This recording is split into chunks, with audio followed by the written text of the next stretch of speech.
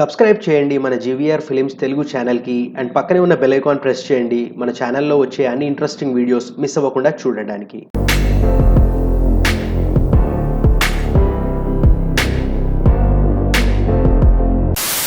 Hey, hello guys, how are you all? Hope you all are absolutely rocking and welcome back to our channel GVR Films in Telugu. So మన video వచ్చి చాలా రోజులైంది and మన దానికి కూడా కొద్దిగా personal reason ఉందన్నమాట. ఓ reason ఉంది, అది చెప్తాను నేను గోయింగ్ ఫార్వర్డ్ కొన్ని వ్లాగ్స్లో చెప్తాను ఏంటి అని చెప్పి. సో ఎవరికైనా కానీ నేను చెప్తున్నా కదా, ఒక డిప్రెషన్ పీరియడ్, అంటే డిప్రెషన్ అంటే ఎగ్జాక్ట్లీ డిప్రెషన్ అని కాదు, ఒక కైండ్ ఆఫ్ బ్యాడ్ ఫేజ్ అనేది నడుస్తూ ఉంటుంది అనమాట అందరికీ. Same is the case with me. So అట్లాంటిదే ఒక రకమైన డెసిషన్ తీసుకోలేని, కొద్దిగా టెన్షన్ తోటి, భయంతో ఏం చేస్తే ఏమవుతుందో ఒక రకమైన బ్యాడ్ ఫేజ్ అని చెప్పచ్చు. లైఫ్లో అందరికీ ఉంటుంది ఇది. సో మనకేంటంటే ఇప్పుడు వచ్చింది నాకు, and then I'm just trying to get out of that అనమాట. సో అందుకనే I just started vlogging again. వెనకాల చూడొచ్చు మన ప్యానియర్స్ వెయిటింగ్ అనమాట లాంగ్ రైడ్ కోసము. వేద్దాం లాంగ్ రైడ్ కూడా మనకి ప్లాన్ స్కెడ్యూల్లో ఉంది యాక్చువల్గా చెప్పాలంటే.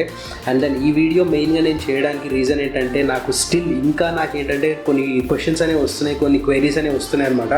సో అసలు బుల్లెట్ పేలింది అంటే జరిగి కూడా మనకి ఆల్మోస్ట్ 10 days పైన అయిపోయింది, బట్ స్టిల్ మనకేంటంటే క్వైరీస్ అనేవి వస్తున్నాయి. అది ఎట్లా పేలింది, ఏం జరిగింది అని చెప్పి. నేను లాస్ట్ టైం లైవ్ చేసినప్పుడు చెప్పాను, చాలామంది ఏంటంటే పూజారి పూజ చేస్తున్నప్పుడు కర్పూరం పడి పేలింది అని కూడా అని చెప్పి అడుగుతున్నారు అనమాట. So that is kind of funny అనిపించింది నాకు.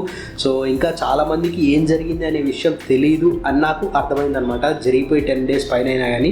సో మళ్ళీ కిక్ స్టార్ట్ చేద్దాం యూట్యూబ్, మళ్ళీ we will begin making videos, పట్ట వీడియోస్ పోస్ట్ చేయడానికి ట్రై చేస్తాను నేను. So I'm just trying to get out of that bad phase అనమాట. మీకు I think you understand what I'm saying. So యాక్చువల్గా నాకు ఇట్లాంటివంతా బయట పెట్టడం, లేదు ఇలా నడుస్తుంది ఎలా నడుస్తుంది అంతా చెప్పడం నాకు నెగిటివ్గా నాకు ఇష్టం ఉండదు. బట్ స్టిల్ ఏం జరుగుతుందో మీకు తెలియాలి కాబట్టి కొంతవరకు అయితే ఇన్ఫర్మేషన్ ప్రొవైడ్ చేశాను అనమాట. సో ఆ రోజు ఏం జరిగింది, ఆ బుల్లెట్ సిచ్యువేషన్ అనేది నేను ఈ వీడియోలో క్లియర్గా ఎక్స్ప్లెయిన్ చేస్తాను అనమాట. మనకి తెలిసినంత వరకు ఎగ్జాక్ట్గా రిపోర్ట్స్ వచ్చిన దాని ప్రకారం NDTVలో, దాంట్లో చాలా వెబ్సైట్స్లో అండ్ చాలా న్యూస్ ఛానల్స్లో వచ్చిన న్యూస్ ప్రకారం అసలు ఏం జరిగింది ఏంటి అనేది నేను అన్నిటికీ సమ్మరీలా తీసుకుని మీకు ఈ వీడియో చెప్పడం అయితే జరుగుతుంది. అండ్ ఇంకో విషయం చెప్పాలంటే, ఈ వీడియోలో మనం నేర్చుకోవాల్సింది చాలా ఉంది, చాలా అంటే చాలా ఉంది నేర్చుకోవాల్సింది. అండ్ అది నేను ఇంతకుముందు వీడియోస్లో చాలాసార్లు ప్రికాషనరీ మెజర్గా చెప్పాను అనమాట. సో ఏంటి ఆ పాయింట్స్ అని చెప్పి మళ్ళీ ఒకసారి రీక్యాప్ చేసుకుందాము. సో చలో let's get into the video now.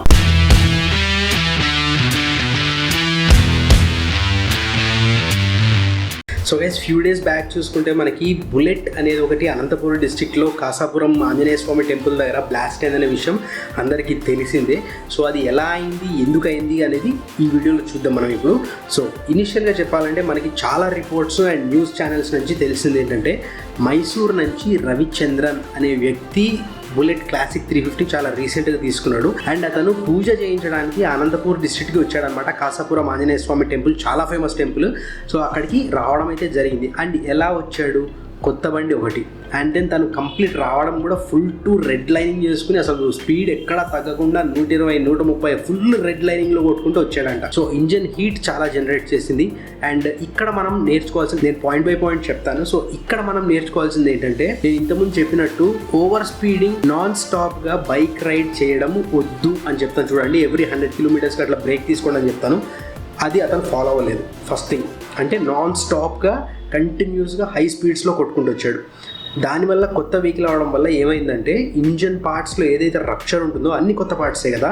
So ఆ ఇంజన్ పార్ట్స్ మధ్యలో రప్చర్ అనేది క్రియేట్ అవుతుంది అనమాట. క్రియేట్ అయినప్పుడు ఇట్లా పార్ట్స్ మూవ్ అవుతున్నప్పుడు ఇంజన్, సిలిండర్ అవన్నీ లోపల మూవ్ అవుతున్నప్పుడు ఏంటంటే ఫ్రిక్షన్ క్రియేట్ అవుతుంది. ఫ్రిక్షన్ క్రియేట్ అయినప్పుడు హీట్, మ్యాక్సిమం హీట్ ప్రొడ్యూస్ చేస్తుంది. సో ప్లస్ ఏంటంటే మన క్లాసిక్ 350 ఇంజన్ వచ్చేసి లిక్విడ్ కూల్డ్ కూడా కాదు, కంప్లీట్ ఎయిర్ కూల్డే కాబట్టి. సో అది ఒక్కసారి అంత హీట్ అయిపోయింది. ఎంత హీట్ అయిందంటే ఇంజన్ బ్లాస్ట్ అయ్యేంత హీట్ ఆ స్టేజ్కి వచ్చి ఒక్కసారి బండి అలా ఆపి దిగి మనోడు లోపలికి వెళ్ళంగానే బండి బ్లాస్ట్ అయిపోయింది. దీంట్లో ఇంకొంతమంది ఏమంటున్నారంటే, that might be because of short circuit అంటున్నారు. అయి ఉండొచ్చు, కాకపోయి ఉండొచ్చు. కానీ మనం ఇక్కడ ఒకటి అబ్జర్వ్ చేయాల్సింది ఏంటంటే, తను చేసినవి కొన్ని మిస్టేక్స్ ఉన్నాయి. ఏంటంటే continuous riding without break at red lining, okay, high స్పీడ్స్లో కంటిన్యూస్ రైడింగ్ ఒకటి. అండ్ దెన్ సడన్గా తీసుకొచ్చి ఒక్కసారి అక్కడ ఆపేయంగానే మనకి ఏమైందంటే, ఆ ఇంజన్లో ఉండే హీట్ లోపల సెన్సర్స్ అవన్నీ ఉంటాయి కదా ట్యాంక్ దగ్గర అవన్నీ. సో అదేంటంటే షార్ట్ సర్క్యూట్ కూడా అయ్యి ఉండొచ్చు అనమాట. సో మనకి ఈ రీజన్స్ వల్ల ఒకసారి హీట్ జనరేట్ అయ్యి కొద్దిగా ఫైర్ క్యాచ్ అయ్యే ప్రాబబిలిటీలో ఉన్నప్పుడు దాని చుట్టూ ఉన్న వైర్స్ ఏదైనా లింగరింగ్ ఉన్నాయో, ప్రాపర్గా ప్యాకింగ్ లేకపోతే కూడా మనకి ఏంటంటే జిప్ టైస్ అవన్నీ వేసి కడతాం కదా, అట్లా లేకపోయినా ఏమవుతుందంటే చిన్నది మనకి ఏదైనా చిన్న పేపర్ కూడా అటు ఇటు తిరిగినా కానీ అంటుకోవడానికి ఛాన్సెస్ చాలా ఉంటాయి అనమాట. సో అట్లనే మనకి ఏంటంటే ట్యాంక్ కవర్ కానీ, సో దాని ట్యాంక్ కవర్ కింద నుంచి వేలాడుతూ ఉంటాయి కొన్ని టైస్ కదా ట్యాంక్ కవర్ కట్టినప్పుడు, సో అది కానీ ఏదైనా సైలెన్సర్కి టచ్ అయినా ఫైర్ క్యాచ్ అవ్వడానికి చాలా ప్రాబబిలిటీస్ అనేవి ఉంటాయి అన్నమాట. సో దీనివల్ల ఏమవుతుందంటే మనకి ఇనిషియల్గా ఫైర్ అనేది క్యాచ్ అవుతుంది, చుట్టూ ఉండే హీట్ వల్ల, అందులో సమ్మర్ మళ్ళీ, సో దానివల్ల ఏమవుతుందంటే ఇంకా నిప్పులో అజ్జం పోసినట్టు అంటారు చూడండి, సో ఆ టైప్లో ఇంకా ఫైర్ అనేది ఎక్కువ అవుతుంది. దాంతో మనకి ఏంటంటే ఫ్యూయల్ ట్యాంక్ కింద ఇంజన్ ఉంటుంది, ప్లస్ ఏంటంటే ఫ్యూయల్ ట్యాంక్ పక్కనే మనకి ఈ ట్యాంక్ కవర్, సో ఇవన్నీ ఉంటాయి అనమాట. సో సెన్సర్స్ ఇవన్నీ, సో ఇవన్నీ ఉండడం వల్ల ఏమవుతుందంటే ఫ్యూయల్ ఎక్కడైనా కొద్దిగా లీకేజ్ అయినా కానీ, లేకపోతే ఫ్యూయల్ వెళ్ళే పైపు కొద్దిగా డ్యామేజ్ అయి ఉన్నా కానీ ఈ హీట్ వల్ల ఒక్కసారిగా ఫ్యూయల్ అంతా బర్న్ అయిపోయి బ్లాస్ట్ అవడం అయితే జరుగుతుంది అనమాట.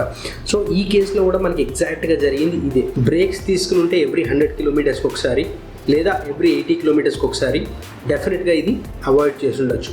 అందుకే నేను చెప్పేది, మీరు కూడా ఎప్పుడైనా లాంగ్ రైడ్ వెళ్తున్నప్పుడు మ్యాక్సిమం కొత్త వెహికల్ తోటి లాంగ్ రైడ్స్ వెళ్ళడం అవాయిడ్ చేయండి. ఒకవేళ కుదరదు తప్పదు వెళ్ళాలి అనుకుంటే 80 కిలోమీటర్స్కి 100 కిలోమీటర్స్కి ఒకసారి బ్రేక్ ఇవ్వండి. And never ever do high speeds with new vehicle అనమాట. న్యూ వెహికల్ తోటి ఎప్పుడు మీరు హై స్పీడ్స్ అనేవి చేయకండి. ప్లస్ ఇంకోటి ఏంటంటే సైలెన్సర్ చేంజ్ చేస్తారు కొంతమంది. సో కొత్త బండి కొనంగానే సైలెన్సర్ చేంజ్ చేయించేసి ఏ సైలెన్సర్ వేయించాలి ఏంటి అని చెప్పి ఆలోచిస్తుంటారు. సో సైలెన్సర్ చేంజ్ చేయించడం వల్ల కూడా మనకి ఇంజన్ హీట్ అనేది ఎక్కువ అవుతుంది. మనకి స్టాక్ తోటి వచ్చే సైలెన్సర్లో దాంట్లో చాలా మఫ్లర్స్, బ్యాఫెల్స్, లేకపోతే క్యాటలిటిక్ కన్వర్టర్స్ ఇవేవో ఉండి ఎంత హీట్ అయితే ఎగ్జిట్ అవ్వాలో అది పంపించేస్తాయి అనమాట. ఈ సైలెన్సర్స్ వీటి కొత్త వాటితో ఏంటంటే ఇండోరీ లేకపోతే కోబ్రా వీటితో ఏంటంటే ఇంజన్ హీట్ అనేది ఇంకా ఇంక్రీజ్ అయ్యే ఛాన్సెస్ చాలా ఉన్నాయి. సో ఇలాంటివన్నీ మిస్టేక్స్ మనం అవాయిడ్ చేయగలిగితే, సో ఇట్లాంటి సినారియోస్ అనేవి మనం డెఫినెట్గా అవాయిడ్ చేయొచ్చు అనమాట. And not only royal Enfield vehicle, మనం చూసుకుంటే ఓలా ఎలక్ట్రిక్ వెహికల్, ఇంకోటి ప్యూర్ ఈవీ అని చెప్పి మనకు ఒక బ్రాండ్ ఉంది, అది కూడా మనకి బ్లాస్ట్ అయిన సినారియోస్ ప్రీవియస్గా ఉన్నాయన్నమాట. సో దాని గురించి కూడా రీసెర్చ్ అనేది జరుగుతుంది, ఎందుకు జరుగుతున్నాయి ఏంటి అని చెప్పి. కాకపోతే మనకి ఇప్పటివరకు తెలిసిన ఏవైతే న్యూస్ ఉన్నాయో, ఏ రీజన్స్ వల్ల మనం వెహికల్స్ బ్లాస్ట్ అవుతున్నాయో ఎలక్ట్రిక్ వెహికల్స్, సో దాని మీద కూడా నేను నోట్స్ ప్రిపేర్ చేస్తున్నాను, కలెక్ట్ చేస్తున్న ఇన్ఫర్మేషన్. సో అదంతా కలెక్ట్ చేసి నేను ఇంకొక వీడియో చేస్తాను దాని మీద కూడా. చూసారు కదా, ఇట్లాంటి చిన్న పాయింట్స్ మనం కేర్ తీసుకుంటే మనకి ఏంటంటే వెహికల్ అనేది డ్యామేజ్ కాకుండా ఉంటుంది. డ్యామేజ్ అయిన తర్వాత మనం ఇన్సూరెన్స్ క్లెయిమ్ చేసుకోవడం తప్ప ఏం చేయలేము. అండ్ వాళ్ళు కూడా they will also definitely point out, మీరు ఈ మిస్టేక్స్ చేశారు అందువల్ల ఇలా అయిందని చెప్పి వాళ్ళు కూడా పాయింట్అవుట్ చేస్తారు. అండ్ మనకి ఇన్సూరెన్స్ క్లెయిమ్ అవ్వచ్చు అవ్వకపోవచ్చు, that's secondary thing. But safety, ఇప్పుడు వెహికల్ పక్కన పార్క్ చేసి ఉంది, బ్లాస్ట్ అయింది, దట్స్ ఫైన్. ఒకవేళ రన్నింగ్లో ఏమైనా ఫైర్ క్యాచ్ అయ్యి ఉంటే at speed of 100-120 very risky కదా. సో అందుకనే నేను చెప్పేది, ఎప్పుడైనా కానీ మీరు వెహికల్ తీసుకున్నప్పుడు లాంగ్ రైడ్స్ అనేవి చేయకండి. ఒకవేళ చేయాల్సి వచ్చినా కానీ బ్రేక్స్ ఇస్తూ చేయండి. ఓకే, సో గైస్ ఈ వీడియోలో నేను మీకు చెప్దాం అనుకున్నది ఇదే అనమాట. చాలా ఇంట్రెస్టింగ్గా అనిపించింది అని చెప్పి నేను అనుకుంటున్నాను.